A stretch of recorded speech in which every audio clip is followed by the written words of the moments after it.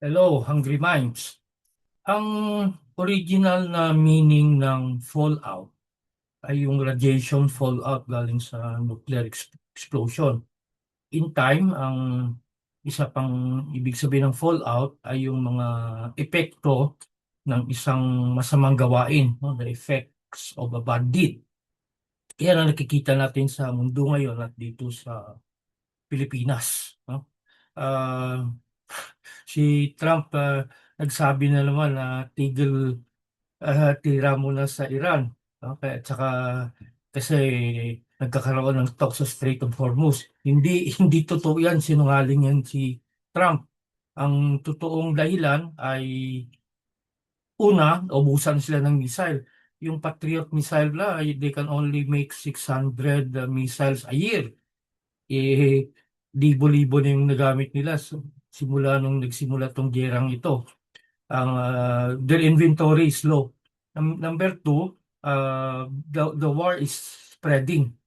No? So mga allies mismo sa Middle East ay hiningi kay Trump na tigil putukan muna. No? Kasi next na titirahin ng Iran sa mga bansa doon na may US bases ay yung desalination plant na. Alam mo, disyerto yun eh. Hindi ka mabubuhay na walang tubig. At many of those countries are artificial countries like United Arab Emirates, Kuwait.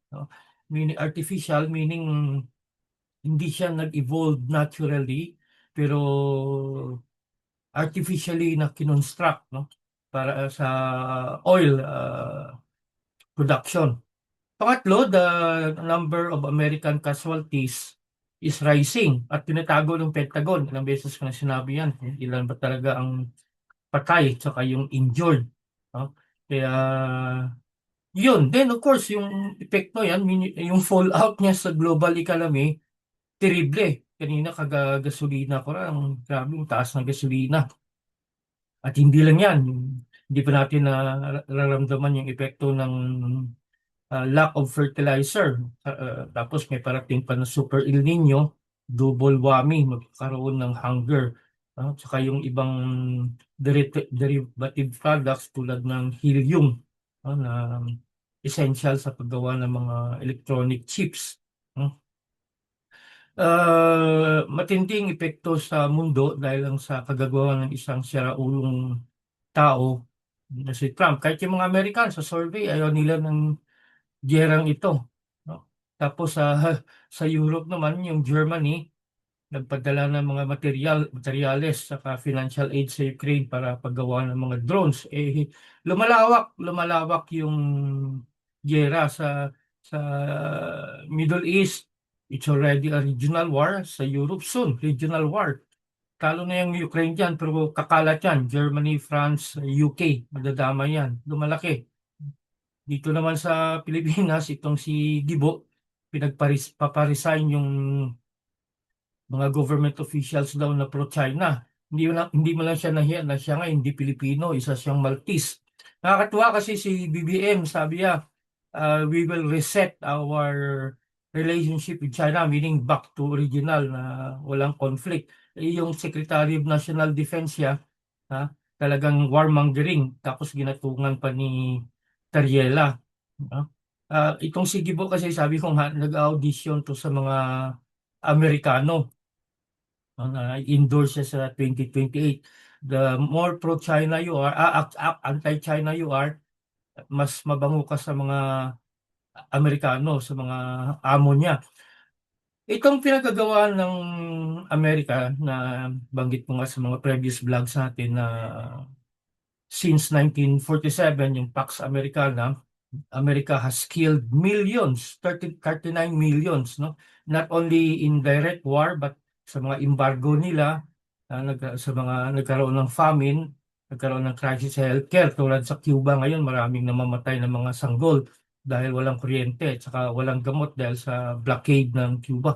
Napakasama, blockade pala ng US Navy. Napakasama talaga ng bansang ito. No? At ang presidente dyan, actually, hindi naman in control eh.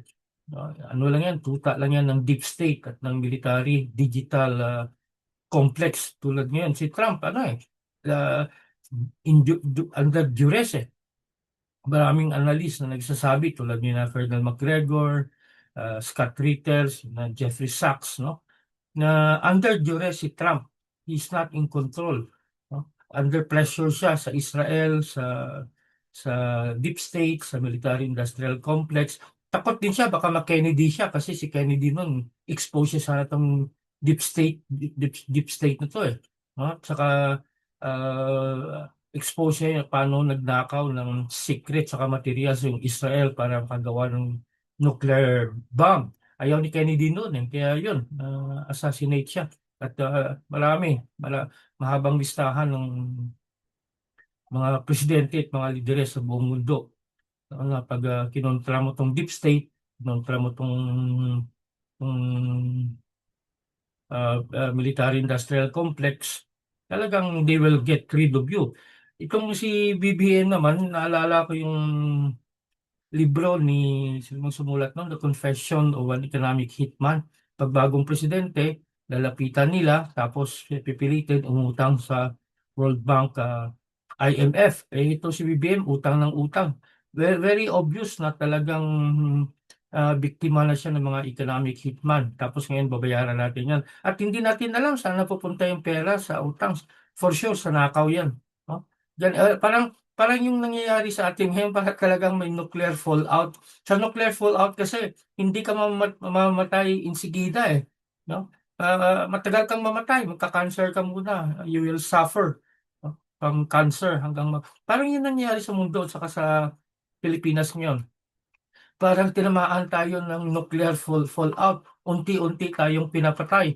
Tapos andyan pa yung paksilika. No? Pinapatay tayo sa hirap ng buhay, pinapatay tayo sa kawalan ng serbisyo ng gobyerno. Kaya fallout talaga ang nangyayari, nakakadimbal. Hindi ka naman pwede magpayong. No? Parang yung mundo, yung direksyon niya ay patungo na doon sa Armageddon eh. No? Baka marami sa Hopi Indian na predict na nila yan. No? In the age of Pisces, between Pisces and Aquarius. No? Sa mga Hindu naman, yung the age of Kali Yoga, ngayon na yun. No? Tama nga yung sumpa ng mga inchik, may you be born in exciting times. Sumpa daw yun eh. And we're living in exciting times. Hindi pa natin nararamdaman ng gutom, yung talagang crisis. So in 2 months time, tatama na yan. Kaya full out talagang ganito ang sitwasyon natin ngayon. Pero may paraan pa para may salba natin sa Pilipinas na hindi tayo masali sa pinaplanong giyera ng Amerika dito sa Asia. No? Mawala lang sana si BBM at we will be insulated. Pero paano? Ang pag-asa ko, sabi ko nga, pag-asa na lang dyan, overdose eh. Kailan pa kayo mangyayari yan? Kasi yung military, wala kang asahan dyan. Yung rally, wala rin. No? Magra-rally yan pagkatapos ng araw, 2 araw, uuwi na yan. Kailangan rin kasi ng budget yan ng funding yan. Wala rin, kahit yung mayaman, natutuyuan din eh. Kaya yun, doon tayo ngayon.